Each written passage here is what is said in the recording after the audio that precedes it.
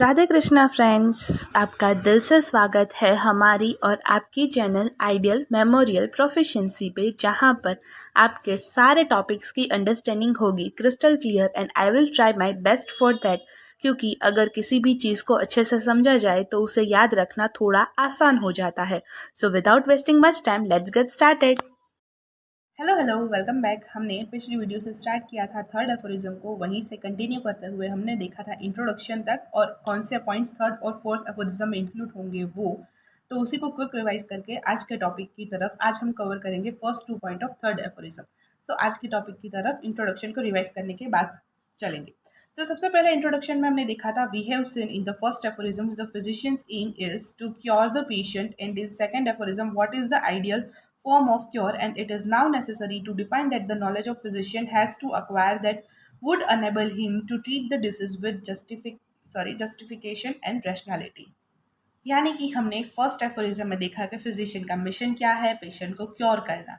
फिर हमने second aphorism में हाईएस्ट आइडियल ऑफ क्योर यानी कि क्योर का जो हाईएस्ट आइडियल होगा उसके बारे में देखा। और अब थर्ड एफोरिज्म में ये डिफाइन करना नेसेसरी है कि वहाँ तक पहुँचने के लिए फिजिशियंस के पास ऐसी कौन सी नॉलेज होनी चाहिए, ऐसी कौन सी चीज़ें होनी चाहिए जो डिसीज को ट्रीट करने के लिए जस्टिफाइबल हो और रैशनल भी हो यानी लॉजिकल भी हो। In the third aphorism and in the fourth aphorism, Hahnemann sir explains about the knowledge of physician must have in order to restore the sick to health। Third और fourth aphorism में Hahnemann sir हमें बताते हैं कि क्या ऐसी knowledge के requirements एक फिजिशियन को होती है किसी भी पेशेंट की सिक कंडीशन को हेल्थ कंडीशन तक फिर से ले जाने के लिए। Hahnemann sir comments if the physician clearly pursues the knowledge, then he understands how to treat judicially and rationally। Hahnemann sir बताते हैं कि ये जो भी नॉलेज है जो मेंशन किया गया है थर्ड और फोर्थ एफोरिज्म में, पॉइंट्स जो भी मेंशन किए गए हैं, इतना नॉलेज अगर किसी भी फिजिशियन के पास क्लियरली है, वो परसीव कर रहा है, तो वो नॉलेज से वो अंडरस्टैंड भी कर सकेगा डिसीज को और उसको जुडिशियली और रैशनली ट्रीट भी कर सकेगा। He is a true practitioner of healing art, और इसी के साथ वो बन जाएगा true practitioner of healing art. इस एफोरिज्म को आप कंसिडर कर सकते हो एक ऑर्गेनन में जो एसेंस है उस तरीके से, या फिर कोई की या इंडेक्स ऑर्गेनन ऑफ मेडिसिन जो बुक है उसकी की या फिर इंडेक्स। क्योंकि इस जो एंटायर ऑर्गेनन में जो भी चीज़ें डिटेल में एक्सप्लेन की गई है वही सब चीज़ें स्टार्टिंग के एफोरिज्म्स में मेंशन की गई है और फिर उसको डिटेल में एक्सप्लेन किया गया है आगे के एफोरिज्म में। This aphorisms can be considered as an essence of organon or the key and index of the organon because they are the essence of what is explained in the entire organon। What we find in the rest of the book is nothing more than an elaborated of the subjects outlined in these two sections। यानी कि यहाँ third और fourth aphorism में जो भी चीज़ें दिखाई गई है उसी का फर्दर एलाबरेशन आगे के सारे एफोरिज्म्स में है। फर्स्ट में हमें गोल मिला, सेकेंड में हमें उस गोल को वो गोल को कैसे हम डिफाइन करेंगे उसके बारे में पता चला, और थर्ड में वो सारी चीज़ें दी गई है कि वो गोल तक हम पहुंचेंगे कैसे, और फिर आगे जाके जो भी एफोरिज्म्स आएंगे वो हमें बताएंगे कि हमें ये चीज़ें कैसे अचीव करनी है, कैसे क्या करना है वगैरह वगैरह। So what we find in the rest of the book is nothing more than an elaboration of the subjects outlined in these two sections। Without this knowledge, the physician cannot be called the practitioner of healing art। ये knowledge के बिना हम physician को healing art का practitioner नहीं बोल सकते। कौन कौन सा वो नॉलेज है, सबसे पहले बात करते हैं वो पॉइंट्स की जो थर्ड एफोरिज्म्स के अंदर मेंशन किए गए हैं। उसमें है नॉलेज ऑफ डिसीज, फिर है नॉलेज ऑफ मेडिसिनल पावर, फिर है knowledge of application of drug knowledge to disease knowledge, फिर knowledge of choice of remedy, फिर फिफ्थ पॉइंट है knowledge of the exact mode of preparation या फिर knowledge of pharmacy, then knowledge of proper dose required, then knowledge of repetition of dose, and then knowledge of obstacles to cure and the removal.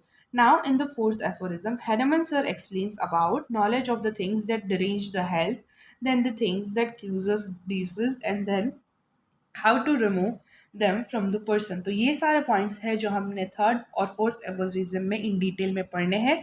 ये हुआ quick revision. अब देखते हैं one by one सारे points को। सबसे पहले देखेंगे आज की वीडियो में हम knowledge of disease. Homeopaths believe that the cause of disease is the derangement of the vital force, and this cause affects into different states of the disease according to individual constitution।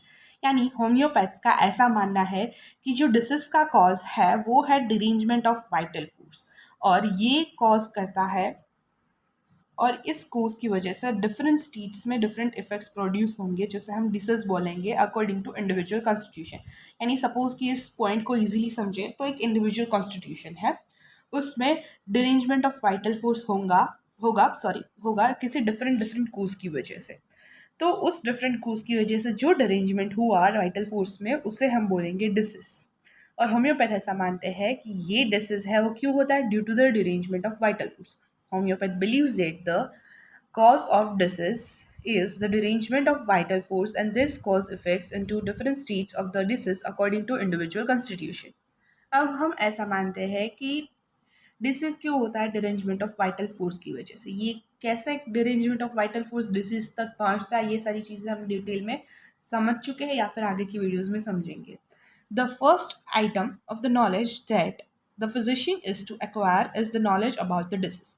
यानी सबसे पहले physician को अगर किसी चीज़ के बारे में पता होना चाहिए तो वो है अबाउट द डिसीज। क्यों डिसीज के बारे में सबसे पहले पता होना चाहिए, क्योंकि अगर डिसीज़ के बारे में पता नहीं होगा, कौन सा डिसीज़ है ये फाइंड नहीं कर पाएंगे, तो फिर आगे की सारी जो डायग्नोसिस प्रोग्नोसिस फिर मेडिसिन कैसे आप फाइंड करोगे। इसीलिए सबसे पहला नॉलेज जो फिजिशियन के पास होना चाहिए वो डिसीज़ का होना चाहिए। अब डिसीज़ है या नहीं ये कैसे पता चलेगा, उसके लिए आपको नॉर्मल हेल्थ का भी नॉलेज होना चाहिए। तो यहाँ पर तो 8 ही पॉइंट्स है, लेकिन कुछ सब पॉइंट्स हैं जो आपको याद रखने हैं, क्योंकि वाइवा के पॉइंट ऑफ व्यू से ये सारी चीज़ें इंपॉर्टेंट हैं। तो डिसीज़ के नॉलेज के लिए आपके पास हेल्थ का नॉलेज भी तो होना ज़रूरी है। तो पहली चीज़ डिसीज़ का नॉलेज, यानी डिसीज़ और हेल्थ दोनों चीज़ें इसमें आ जाती है। The first item of the knowledge that the physician is to acquire is the knowledge about the disease. Now, in the very beginning of the third aphorism, Hahnemann says that the physician should clearly perceive what is to be cured in the disease, that is to say, in every individual case of the disease. यानी Hahnemann sir ऐसा बताते हैं third aphorism के starting में ही कि जो physician है उसको क्लियरली समझ में आ जाना चाहिए कि उसको क्या क्योर करना है, कौन सा डिसीज क्योर करना है। और इसीलिए वो कहते हैं कि इंडिविजुअल केस के हिसाब से उसकी इंडिविजुअलिटी के बेस पर वो अच्छे से डायग्नोसिस उसको पता होनी चाहिए डिसीज की कैसे करना है वो। So clearly perceive, physician should clearly perceive what is to be cured in the disease. Disease में सबसे पहले क्या क्योर करना है ये फिजिशियन को सबसे पहले पता चल जाना चाहिए, and that is to see in the every individual case of the disease, और ये हर एक केस में होना चाहिए।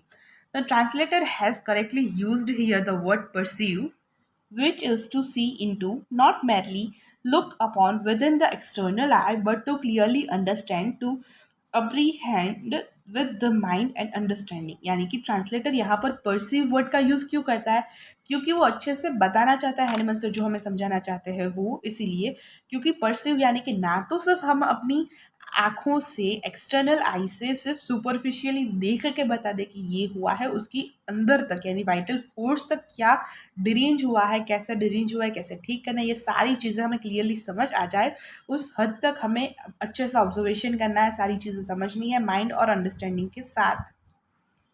In perceiving what is to be cured in disease, one must proceed from general to particular। यानी ये परसीव करने में कि डिसीज में सबसे पहले क्या क्योर करना है, हमारे स्टेप्स कैसे होने चाहिए, from generals to particulars, from general symptoms to particular symptoms. यानी कौन सी चीज़ें जनरल है और कौन सी चीज़ें पर्टिकुलर है। जो पर्टिकुलर है वो हमें कॉन्स्टिट्यूशनल मेडिसिन तक ले जाएगी। तो जनरल चीज़ से कंसिडर करते करते पर्टिकुलर तक जाना है, और ऐसे ही हमें परसीव करनी है सारी डिसीज़ की जो नॉलेज, डिसीज़ की जो बात है उसको। So the knowledge of the disease can be described under 2 broad headings. और इसीलिए जो नॉलेज ऑफ डिसीज़ है उसको हम फर्दर दो ब्रॉड हेडिंग्स के अंदर मेंशन करते हैं। पहला है knowledge of disease in general, दूसरा है knowledge of disease in particular, that is individualisation. यानी कि जनरल से पर्टिकुलर तक हम डिसीज़ को परस्यू करेंगे तो दो चीज़ों में हमने 2 ब्रॉड हेडिंग में नॉलेज ऑफ डिसीज़ को डिवाइड कर दिया। पहला है knowledge of disease in general, यानी इन जनरल हमें डिसीज़ के बारे में क्या नॉलेज होना चाहिए, उसके कॉमन सिम्टम्स और उसकी डायग्नोसिस के लिए जो भी चीज़ें एसेंशियल है वो। और दूसरा है knowledge of disease in particular यानी इंडिविजुअलाइजेशन का आइडिया होना चाहिए कि क्या उसमें स्ट्रेंज है, क्या उसमें अनकॉमन है, क्या उसमें पिक्यूलर सिम्टम्स है, यानी कि इंडिविजुअलाइजेशन हमें करना है पेशेंट।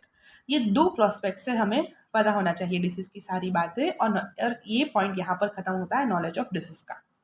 जो भी हमने देखा लास्ट में उसका एक फ्लो चार्ट के फॉर्म में देखें तो नॉलेज ऑफ डिसीज, उसको दो पार्ट में, knowledge of disease in general and knowledge of disease in particular, that is individualisation. In general में common symptoms of the disease, that is diagnosis of the disease, and particular में strange, uncommon and peculiar symptoms, जिसमें individualisation of the patient. अब next point है knowledge of medicinal power. ऐसा करते हैं, इसको इस वीडियो में ना कंटिन्यू करके इस पॉइंट को नेक्स्ट वीडियो से ही कंटिन्यू करते हैं, ताकि एक एक पॉइंट एक एक वीडियो में क्लियर हो जाए। आपको अगर सिंगल पॉइंट रिवाइज करना है तो आपको डिफरेंट वीडियोस आपके पास अवेलेबल हो, और लास्ट में एक सम ऑफ द वीडियो यानी कि सारे वीडियो का क्विक रिविजन वीडियो भी अपलोड हो जाएगा, ताकि आपको पूरी चीज़ का साइमल्टेनियस रिविजन करना हो तो भी ईजी हो। सो इस पॉइंट से स्टार्ट करेंगे नेक्स्ट वीडियो में। आज हमने किया इंट्रोडक्शन का रिविजन और फर्स्ट पॉइंट यानी कि नॉलेज ऑफ डिसीज को क्लियर। अब देखेंगे सेकंड पॉइंट। तो मिलता है नेक्स्ट वीडियो में, तब तक के लिए tata bye bye. Thank you so much guys for watching this video till now. और अगर यह वीडियो आपके लिए थोड़ी सी भी हेल्पफुल हुई है then please like the video, share the video, subscribe to our channel ideal memorial proficiency. और आपके जो भी सजेशंस है, रिव्यूज़ है, कमेंट में ज़रूर बताइए। I will be grateful for that. Thank you.